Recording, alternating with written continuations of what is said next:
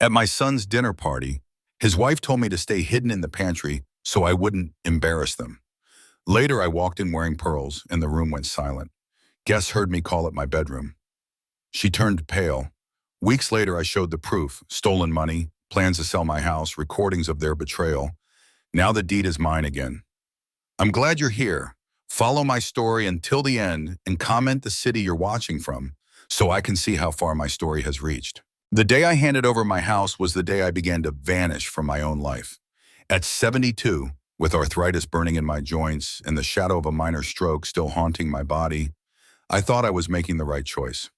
My Victorian home had been my sanctuary for more than 4 decades, a place where I raised my son, mourned my husband Richard, and poured myself into watercolors that captured the shifting moods of light across the seasons. It was more than a house. It was a living record of everything I had survived and loved. And yet, I gave it away to Daniel, my only son, and to his wife, Victoria. We had gathered in the polished office of Thomas Blake, my attorney and longtime friend. I remember the golden light slanting through the blinds, Daniel's eager expression, and Victoria's smile that did not quite reach her eyes. "You'll always have a place here, Mom," Daniel promised, his hand covering mine on the table. "We'll take care of everything." Beside him, Victoria nodded, her fingers curled tightly around his arm. "It'll be wonderful having you with us, Evelyn." I wanted to believe them. I wanted to trust that family, blood, and history could not betray me.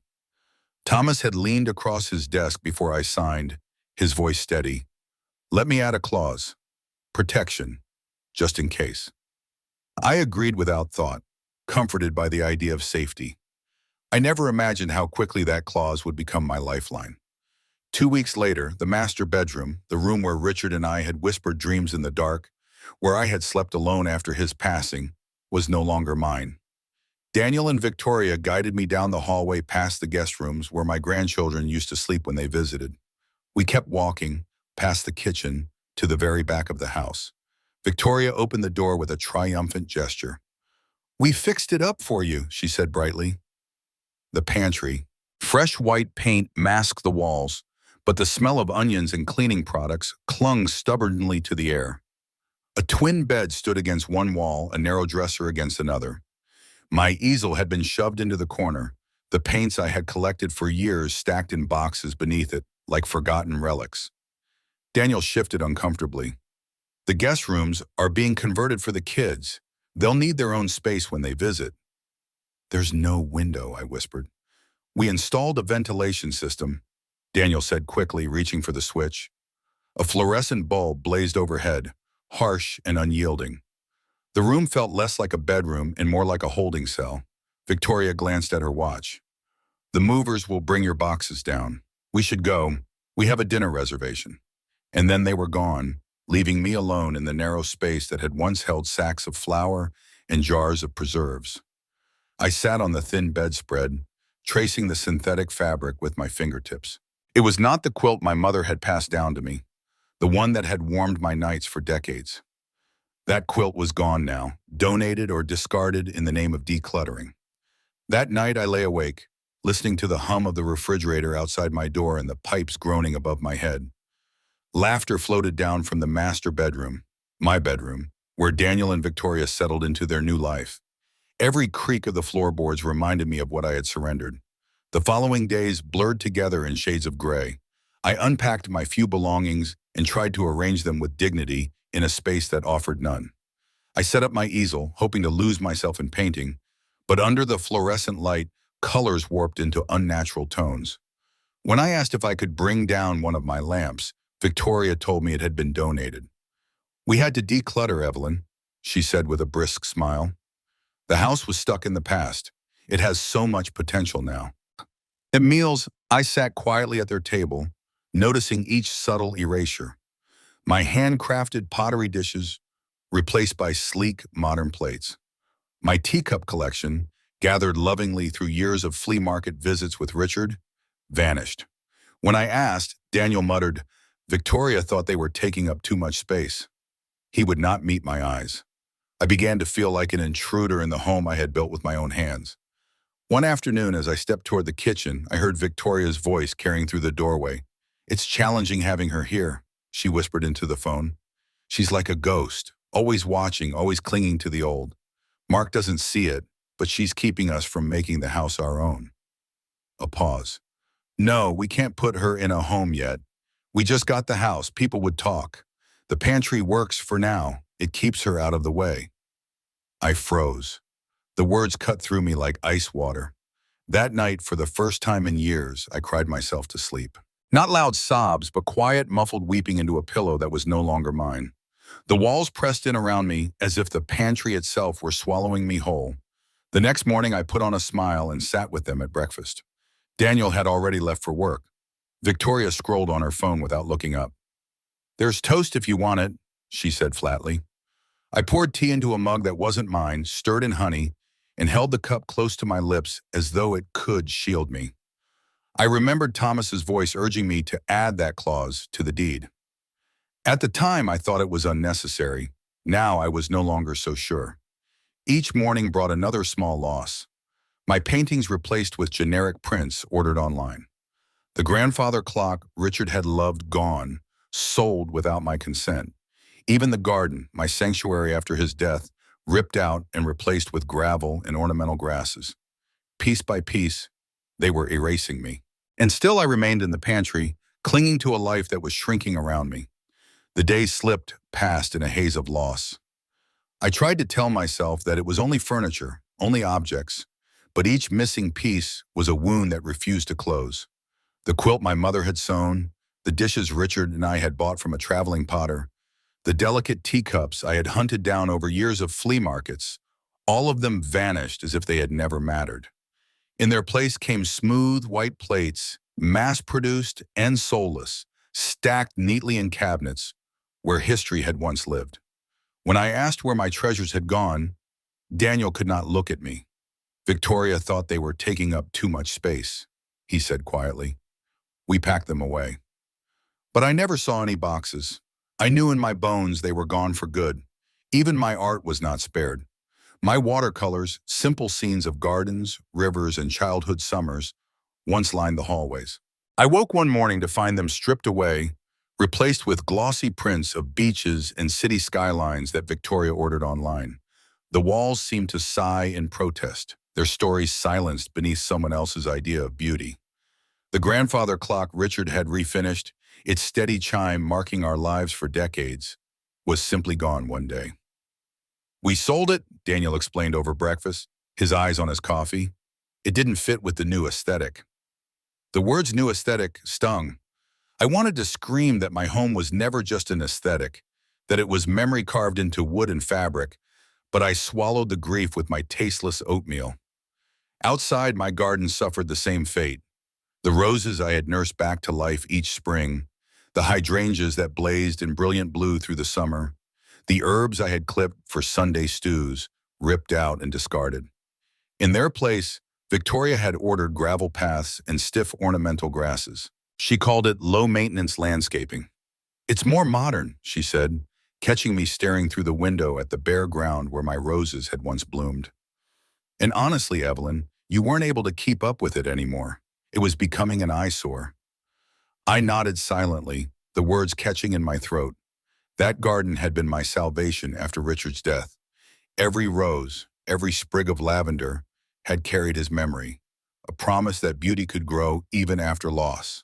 Watching it destroyed was like losing him all over again. The final blow came one afternoon when I found my Boston fern, the plant I had kept alive for 15 years, lying in the garbage bin, its leaves bent and bruised.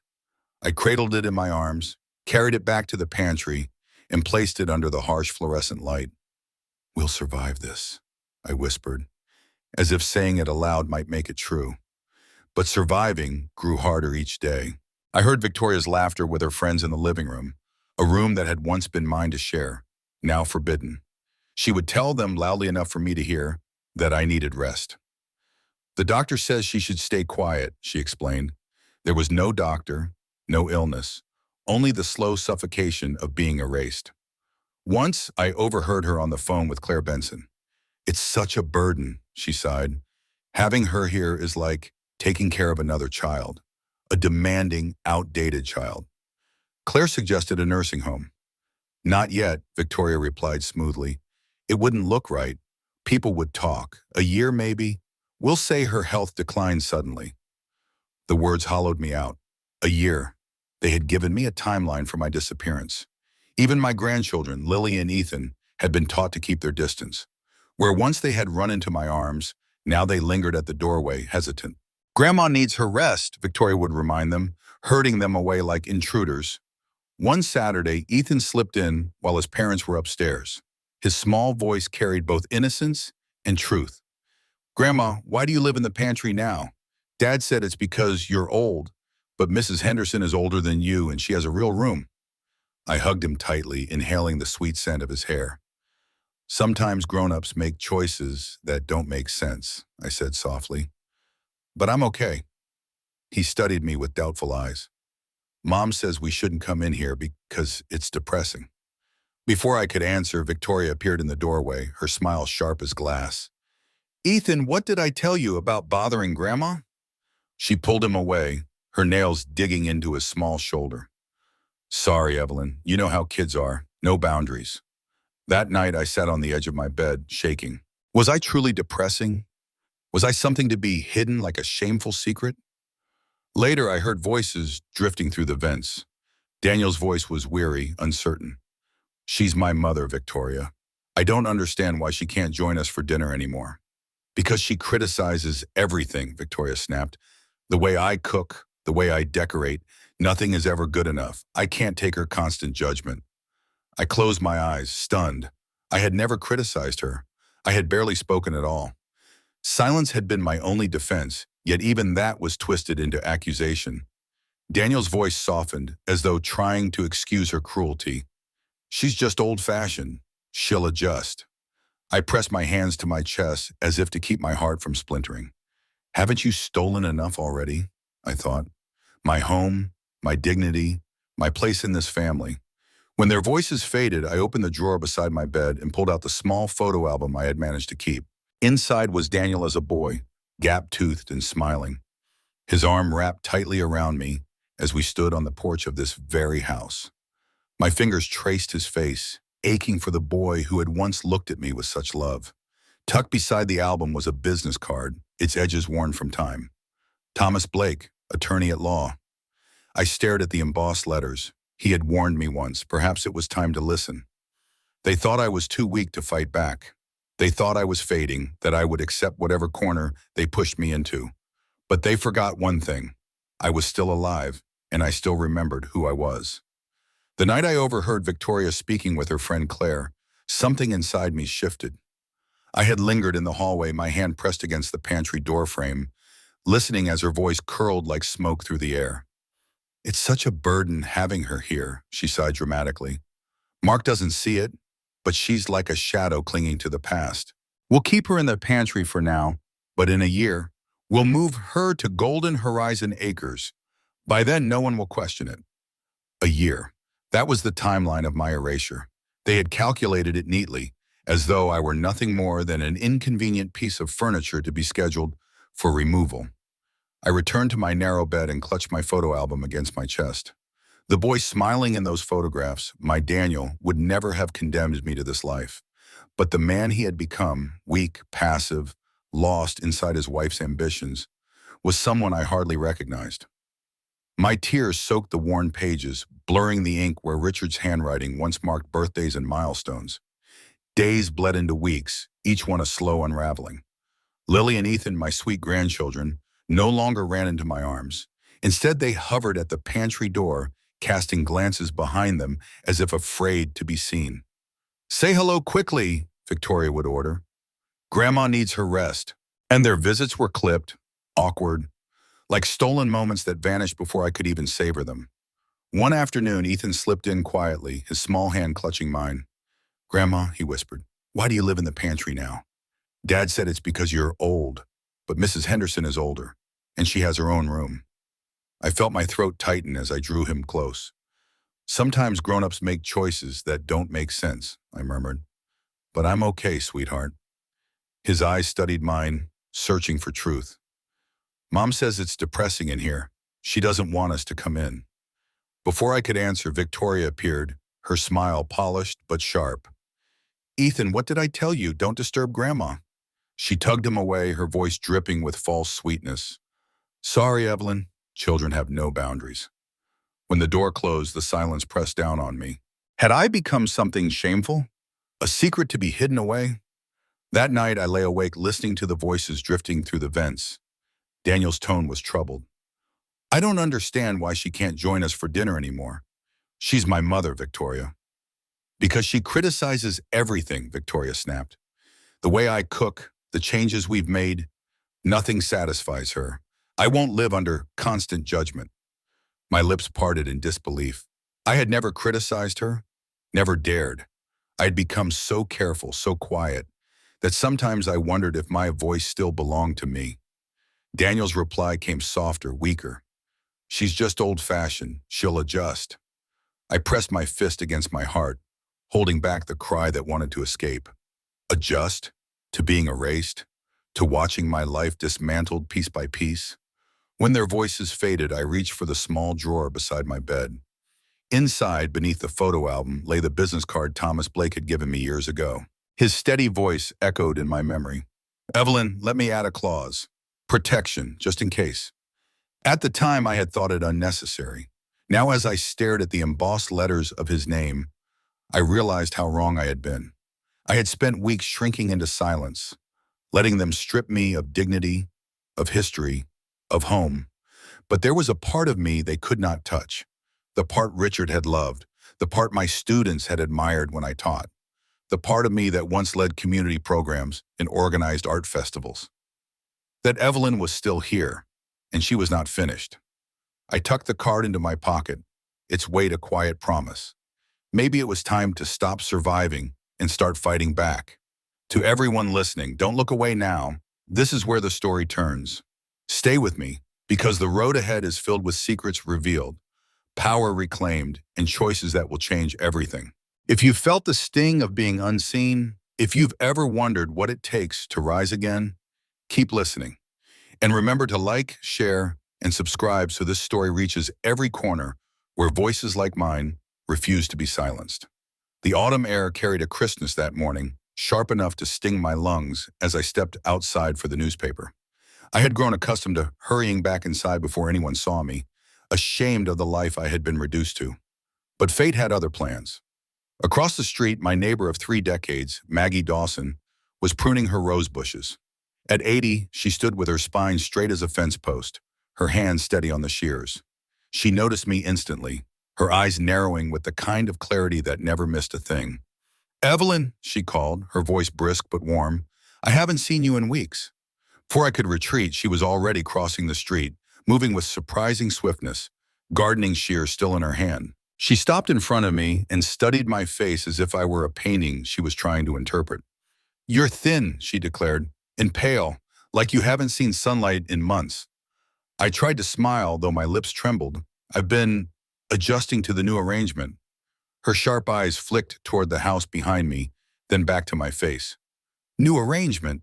You mean being pushed into that back room while Victoria turns your home into a showroom for some glossy magazine?" My mouth fell open. "How did you—" "I visited," she interrupted. "She invited me over to brag about her renovations. I barely recognized the place. It was as though you had been erased." The words cut through me, clean and merciless. I felt tears burning my eyes before I could stop them. Maggie did not offer empty comfort. Instead, she reached out and took my arm. "Come have tea with me. I made scones, and my arthritis isn't acting up today." In her kitchen, sunlight streamed through lace curtains, and the mismatched teacups on her shelves reminded me of the collection Victoria had discarded. The familiarity wrapped around me like a forgotten embrace. As the scent of warm scones filled the room, I finally broke open. I told Maggie everything: the pantry bedroom, the discarded belongings, the overheard conversations about the nursing home. My voice cracked, but once the words began, they would not stop. She listened silently, topping off my tea without interruption. When I finished, she set her cup down with a decisive clink. "Do you know what this is?" she asked. I shook my head, though dread coiled in my stomach. "Elder abuse," she said bluntly. financial and emotional, and you're letting them do it. Mark is my son, I whispered.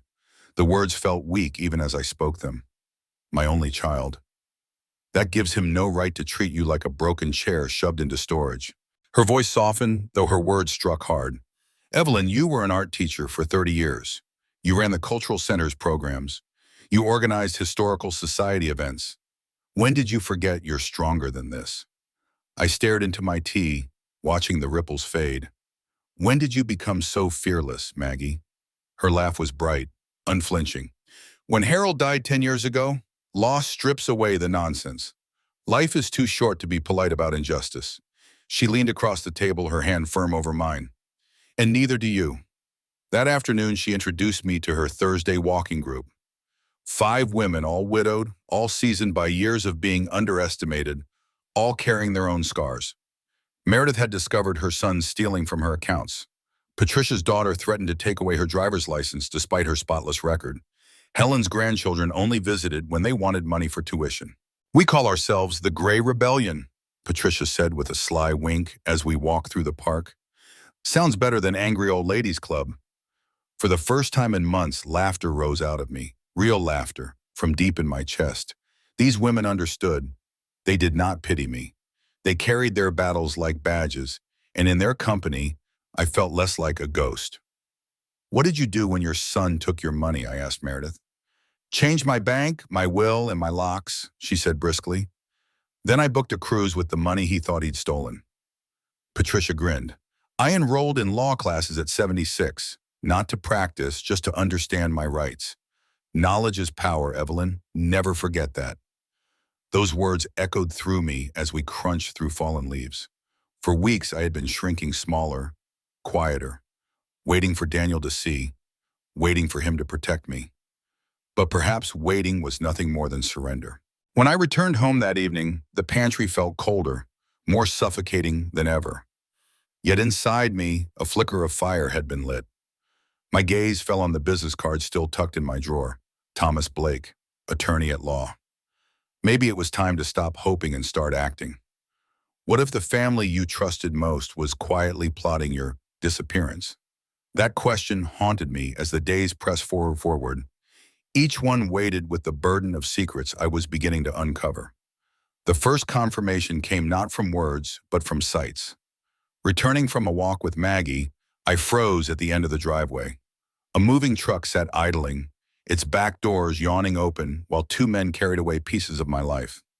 My grandmother's writing desk, the one where I had penned countless letters, and the armoire Richard had refinished for our 5th anniversary, both hauled away like forgotten scraps. Daniel stood near the truck, his arms crossed, his face taut with discomfort. Mom, I thought you were resting, he said when he noticed me.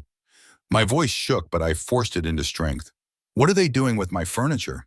He glanced toward the movers, then back at me. We're updating the guest room. These pieces don't fit the new design. They're not just pieces, I said, watching helplessly as the men shoved the armoire into the truck. Your father built that with his own hands. Daniel's face flickered with shame, but his tone hardened. It's not practical anymore, Mom. We need to move forward. Forward, as if erasing the past was progress. That evening, when the house grew quiet, I slipped out and walked to the consignment shop on Maple Street. Through the window, under sterile fluorescent lights, I saw my grandmother's desk tagged with a price, Richard's armoire standing in the back like a bargain find. My throat burned with grief and rage. I pulled out Thomas Blake's card, its edges worn from time, and pressed it into my palm. The time for hesitation was over. The following day, I sat in Thomas's familiar office, surrounded by shelves of law books in the steady scent of leather. His hair had gone white since I'd last been there, but his voice remained steady. I wondered when you'd come, he said gently. I gripped my purse so tightly my knuckles whitened. I need to know about the clause, the one you added to the deed. He pulled out the file and slid it across the desk. Section 4, paragraph C.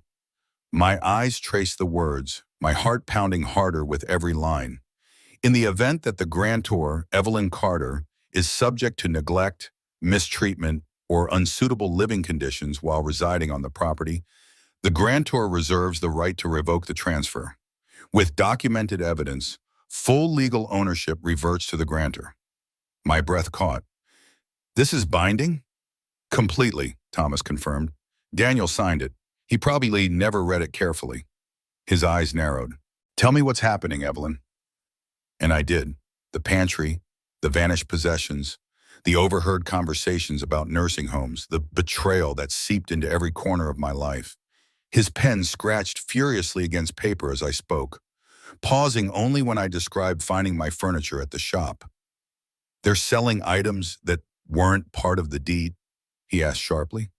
Yes, my voice trembled. Things that belonged to me. That's theft, he said flatly, family or not. I left his office with a plan and a small digital recorder tucked in my purse. Its weight felt like both a weapon and a promise. I was no longer just enduring. I was gathering proof. The next morning, I photographed everything.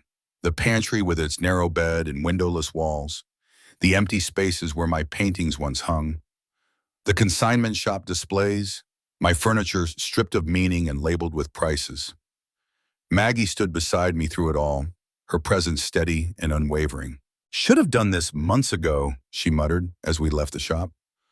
I kept hoping Daniel would see, I whispered. Hope is lovely, Evelyn, she said, patting my arm. But action is better.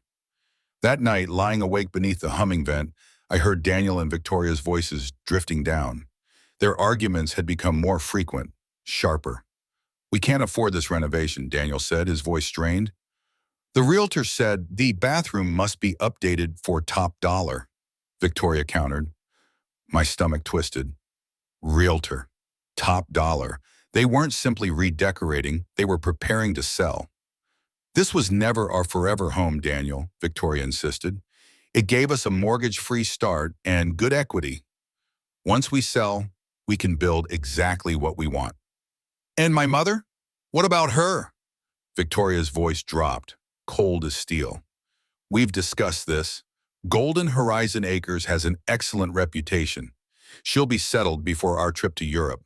It's perfect for her stage of life. I pressed my hand to my mouth to keep from crying out. They weren't waiting a year. They were planning now. Daniel's voice wavered. She gave us this house because we promised to care for her. And we will by putting her where professionals can look after her. We're not equipped for this. Every word carved into me like a blade. My home was not theirs to trade, and I was not theirs to dispose of. The next morning, I checked my small savings account, the one Daniel didn't know about. My stomach plummeted as I read the balance, far less than it should have been. Unauthorized withdrawals littered the statement, each one a theft of my independence. Someone had taken my card, my information. My own son's house had become the place where even my money was not safe. I changed passwords, reported fraud, and tried to steady my shaking hands. But then came the email, a property tax notice confirming a change of mailing address. Not mine. My insurance, my pension, my credit card, all redirected without my knowledge. The truth struck with brutal clarity. This was no longer just cruelty or neglect. They were building a case to strip me of everything, my finances, my health decisions, even my mind. But I was not gone yet. I tucked the recorder deeper into my purse and pressed my palm against it. They thought I was powerless, a ghost that they could push us through, but I was still here, and I would not vanish quietly. To those of you listening, don't turn away now. The fight is only beginning. Like, share, and subscribe, so Evelyn's story spreads farther than the walls of this pantry, because no one should ever be silenced in their own home. The day of Victoria's dinner party arrived dressed in perfection, clear skies, crisp autumn air, and leaves painted in fiery shades of red and gold. For 2 weeks, she had orchestrated the evening as if her reputation hung in the balance. Caterers bustled in with trays of food, crates of wine were stacked in the kitchen, and the house pulsed with the kind of energy I had once known when it was mine. By late afternoon, the aroma of roasted meats and herbs filled the air, clashing painfully with the sterile modern-day core that had replaced the warmth of my past. At 4 o'clock, there was a knock at my pantry door. Victoria's voice came through, sharp and impatient. Evelyn, she said, not stepping inside, we're hosting important guests tonight. Daniel's colleagues, senior partners. It would be best if you stayed in your room. The caterer will bring you a plate. I lifted my eyes from the book I had been pretending to read. That sounds nice, I murmured. Her shoulders relaxed slightly, as though she had braced for resistance. Thank you, she said, satisfied. We'll try not to disturb you. When her heels clicked away, I sat motionless for a long moment. Then I opened the drawer of my small dresser and pulled out the outfit I had been saving. A simple navy dress, elegant in its restraint, and the pearl necklace Richard had given me on our 25th anniversary. I showered in the cramped half bath near the kitchen, twisted my silver hair into a neat bun, and applied a touch of makeup. In the mirror, the reflection that stared back was not the broken woman who had sobbed into her pillow. It was someone steadier, someone who remembered her own worth. By 7, the house hummed with conversation, glasses clinking in polite rhythm. I waited until the room upstairs was full, until laughter rang against the walls, and then I stepped out. The living room sparkled with candlelight and well-dressed guests. Daniel stood near the fireplace, his tie slightly crooked, while Victoria held court beside him, her laughter high and rehearsed. I entered quietly, yet the shift was immediate. Conversation faltered, eyes turned, and silence rippled like a stone across water. Good evening, I said, my voice calm, steady. Victoria froze, her glass halfway to her lips. Daniel blinked rapidly, his face a mask of confusion and embarrassment. Mom, he stammered, I thought you were resting. I'm feeling quite well, I replied, moving further into the room. I wouldn't miss the chance to meet your colleagues. A tall man with silver hair stepped forward, extending his hand. You must be Mrs. Carter. I'm Richard Townsend, senior partner at the firm. Your home is beautiful. I smiled warmly, shaking his hand. Thank you, Mr. Townsend. This house has been in my family for more than 40 years. I raised Daniel here. Richard, please, he said. He gestured toward the woman at his side. My wife, Catherine. Catherine's smile was genuine as she clasped both of my hands. It's lovely to meet you. I was just telling Victoria how wonderful it must be to have you living with them. It's been an adjustment, I answered truthfully. But family is family. Victoria recovered enough to step forward, her smile strained at the edges. Evelyn, I didn't realize you'd be joining us. Let me get you a drink. Scotch, neat, please, I said, naming the one thing she knew I never touched. She faltered, but a passing server placed the glass in my hand. I lifted it lightly. I'd love to hear more about the renovations. From my room, I haven't had much chance to see the changes. Catherine tilted her head. Your room? Did you keep the master suite? Before I could answer, Victoria cut in quickly. Her room is very private. She prefers it that way. I sipped the scotch, forcing myself not to grimace at the burn. Actually, I'm in the pantry. No windows, but the ventilation is quite efficient. The silence that followed was sharp enough to cut. Guests exchanged uneasy glances, whispers fluttering like wings. Catherine's brows knit together. The pantry? She repeated softly. Daniel stepped forward, desperate to redirect. Perhaps we should show everyone the renovations. Yes, I interrupted smoothly. I'd love that. I haven't seen the upstairs in months. Without waiting for agreement, I moved toward the staircase. Guests, intrigued and uncomfortable, followed. Daniel had no choice but to trail behind. We reached the master bedroom, once my sanctuary, now a sterile hotel-like chamber with generic art in cold colors. It used to be filled with handmade quilts and paintings from local students. I explained, my voice clear. Each piece carried a story. How charming, one of the younger women murmured. Yes, I agreed softly, but now it's very contemporary. I crossed the room and opened the closet door before Daniel could stop me. Spacious, I observed, much larger than the converted pantry downstairs. A ripple of unease spread among the guests. Behind me, Victoria appeared at the top of the stairs, her face flushed with fury. Dinner is served, she announced, her voice clipped. Shall we? The group filed downstairs, their murmurs barely disguised. I caught fragments. The pantry and I can't imagine as they passed me. Victoria gripped my arm as I descended, her nail biting into my skin. What do you think you're doing? She hissed. Introducing myself, I said evenly. Is that a problem? "You're embarrassing, Daniel." "No," I whispered back, pulling my arm free. "For the first time in months, I'm not embarrassed at all." Throughout dinner, I became what Victoria could never be. I told warm stories of Daniel's childhood that drew laughter, asked thoughtful questions of his colleagues, and carried myself with grace. The spotlight shifted. By dessert, conversation flowed around me, not her. Across the table, Daniel's eyes glistened with something between shame and regret, and Victoria, seated rigidly at the head, could only seethe in silence as the world she had so carefully constructed began to crumble. In one night, everything shifted. I was no longer the quiet shadow hiding in the pantry. I had become a storm they could not control. After the guests departed, the door closed behind the last polite smile and murmured goodbye, and the silence that settled over the house was heavy with fury. Victoria spun toward me, her mask of civility shattered, her eyes blazing. "How dare you?" she hissed, her voice sharp enough to cut glass. "You ruined everything. Everything." I stood steady in the center of the room, the soft glow of the chandelier spilling across my navy dress, the pearls at my throat. "What exactly did I ruin, Victoria?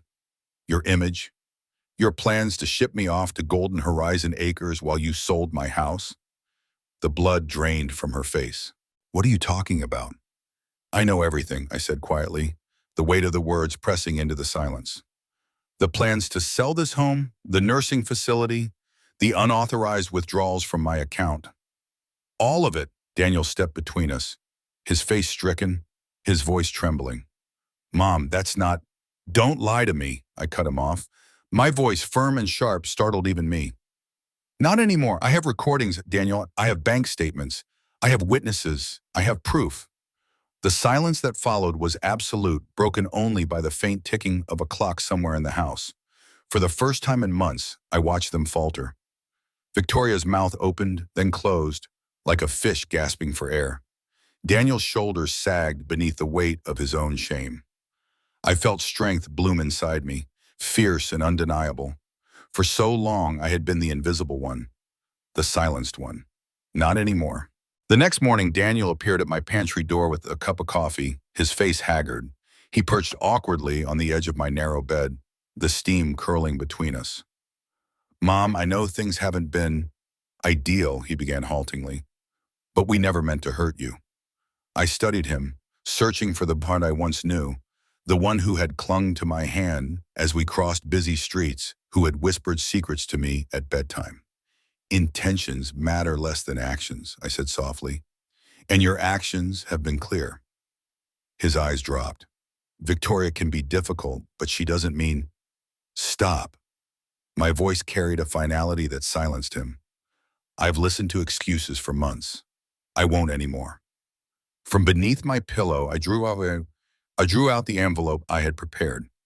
Inside lay photographs of my pantry room, bank statements with unauthorized withdrawals, copies of emails confirming address changes I had never made, and transcripts of their conversations about selling the house. I placed the envelope in his hands.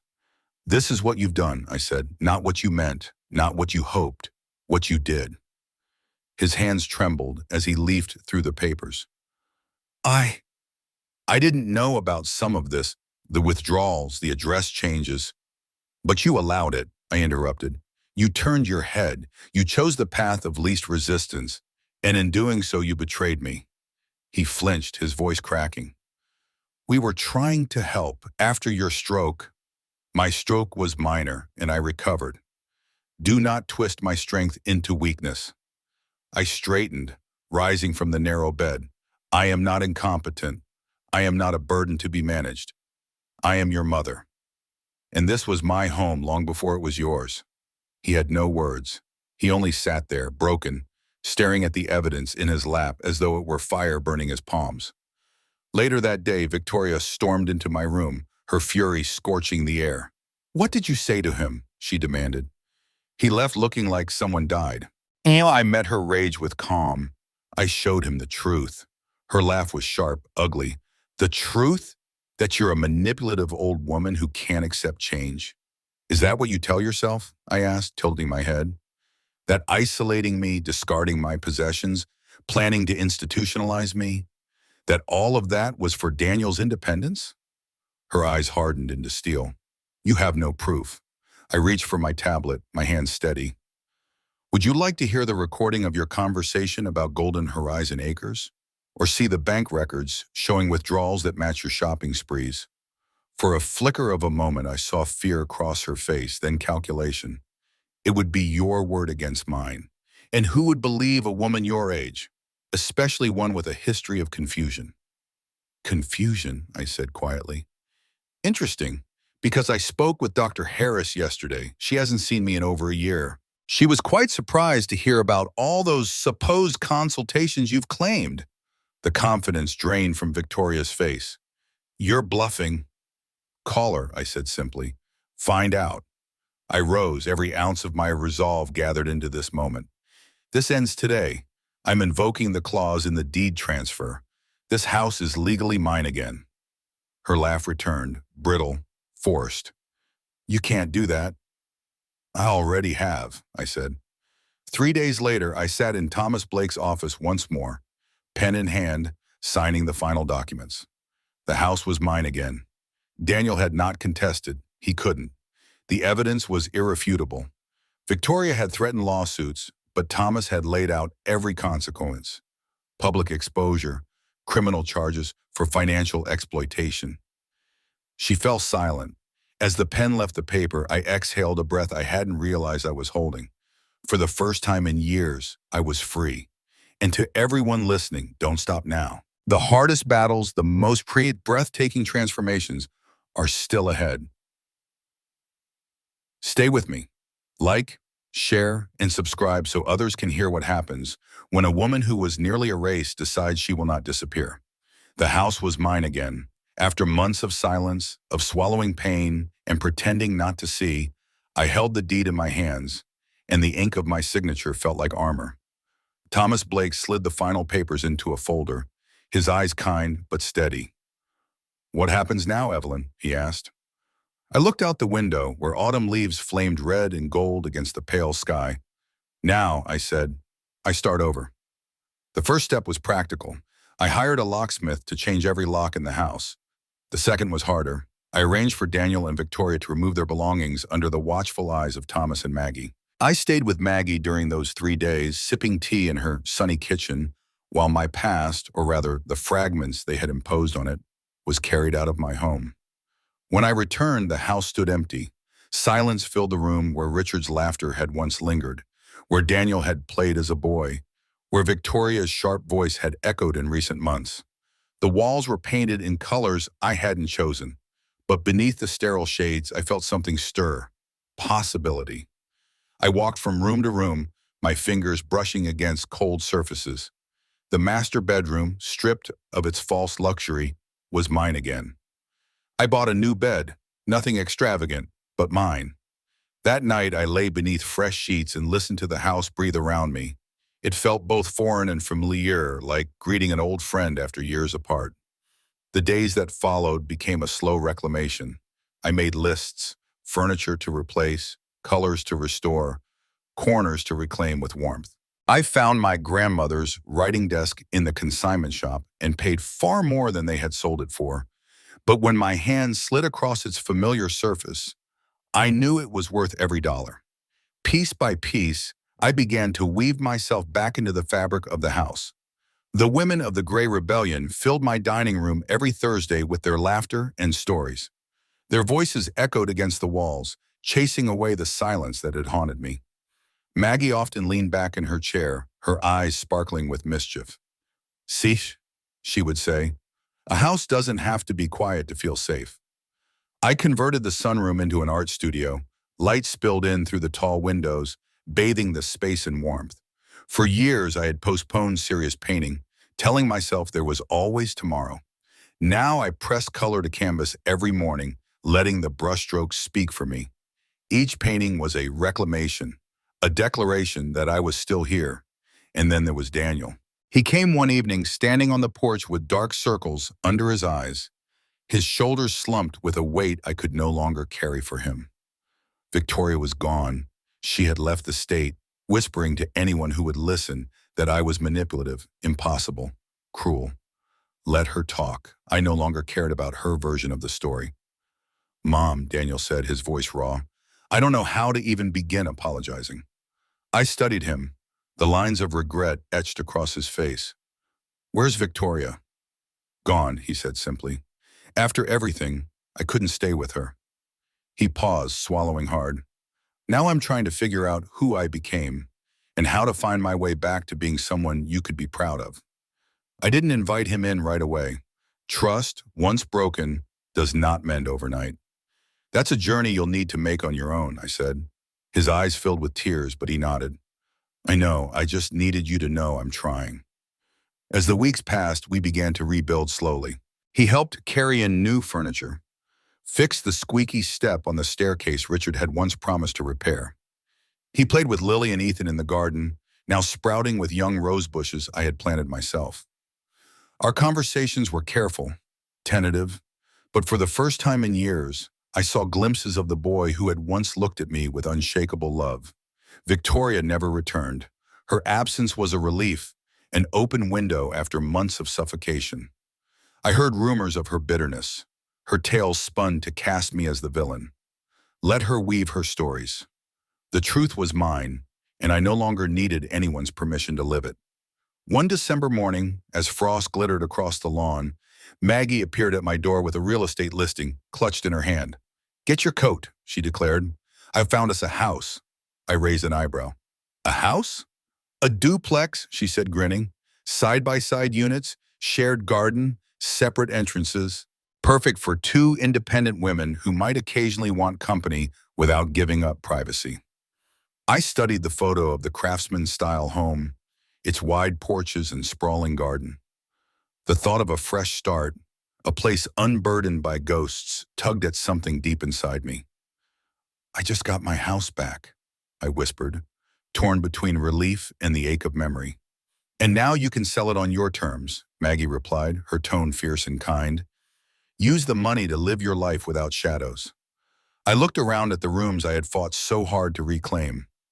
They were mine again, but they were heavy with both beauty and sorrow. Perhaps Maggie was right. Perhaps home wasn't about holding on. It was about knowing when to let go. Winter melted slowly into spring, and with it came the tender promise of renewal. My decision was not made in haste, but with the steady clarity that comes after surviving fire. The house had been my battlefield, my prison, my inheritance, and my sanctuary. I had won it back, yes, but now I chose to release it. The day I signed the papers to sell, the air outside carried the faint perfume of magnolia blossoms. The buyer, a young family with bright eyes and louder laughter, walked through the rooms with awe. They admired the wide staircase, the garden that would soon bloom, and the light pouring into the sunroom where my canvases still leaned against the wall. I watched them, and for the first time, I felt no sting of loss. Instead, I felt peace. Maggie was waiting outside, her cane tapping impatiently on the porch. Well, she asked. It's done, I told her, the folder heavy in my hand, but my heart unexpectedly light. Good, she said, slipping her arm through mine. Because we've got a duplex to furnish, and I'm not letting you decorate without supervision. We laughed, and the sound carried across the lawn, spilling into the street like birdsong. For the first time in so long, I laughed without bitterness, without fear that it might be silenced. The move was easier than I imagined. Daniel helped, his children bounding through the new garden, their hands sticky from lemonade. Lily pointed at the lilac bushes lining the fence and said, Grandma, these smell like spring. Ethan nodded solemnly beside her. It feels happier here. I squeezed their small hands, my throat tightening with gratitude. For all I had lost, I still had this. Two young hearts who loved me not for what I could give, but for who I was. Daniel worked in silence for most of the day, carrying boxes, fixing loose hinges, mending things before they had the chance to break. When the last box was inside, he stood in the doorway, his expression unreadable. Mom, he said finally, his voice breaking, I don't expect forgiveness, but thank you for giving me another chance to be your son. I reached up, touched his cheek gently and said, Redemption is a choice, Daniel. Keep choosing it. He nodded, tears shining in his eyes, and then he left with the children trailing after him, their laughter echoing down the street. That night, in my new bedroom, I placed Richard's photograph on the nightstand. The lamp beside it glowed softly, illuminating the smile I remembered so well. "We're home again," I whispered. "Not the same walls, but the same heart."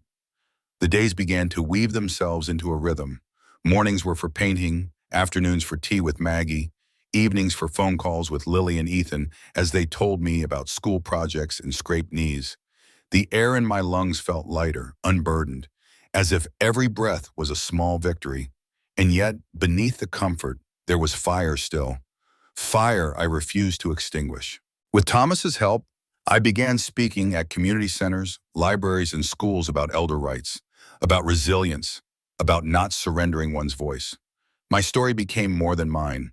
It became a lantern for others.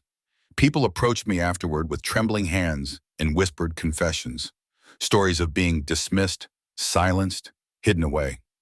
To each one, I said the same word: you are not invisible. You are not gone. Stand up. Take back your story. The Gray Rebellion expanded too. What began as 5 women walking in the park grew into dozens gathering at town hall, pushing for stronger protections and louder voices. Together, we were no longer quiet shadows. We were a chorus refusing to fade. One evening, as I closed my sketchbook, Maggie leaned over the porch railing, her voice full of satisfaction. "You see, Evelyn? You didn't just survive. You began again." I smiled at her, the twilight soft against her weathered face. "Yes," I said, "and I'm not finished yet. Because life, even after betrayal, even after loss, can bloom again. Not as it once was, but in a form more honest, more fierce, more alive. And to you listening now, remember this. Your voice matters no matter how many times others try to silence it. Your story is yours to tell, not theirs to erase. If my journey has stirred something in you, let it be this truth. You are never too old, too beaten, too forgotten to begin again. Share this story, let it reach those who need it most, and subscribe so you never miss the voices rising from shadows to light. Because silence is not the end. Beginning again, that is the true victory.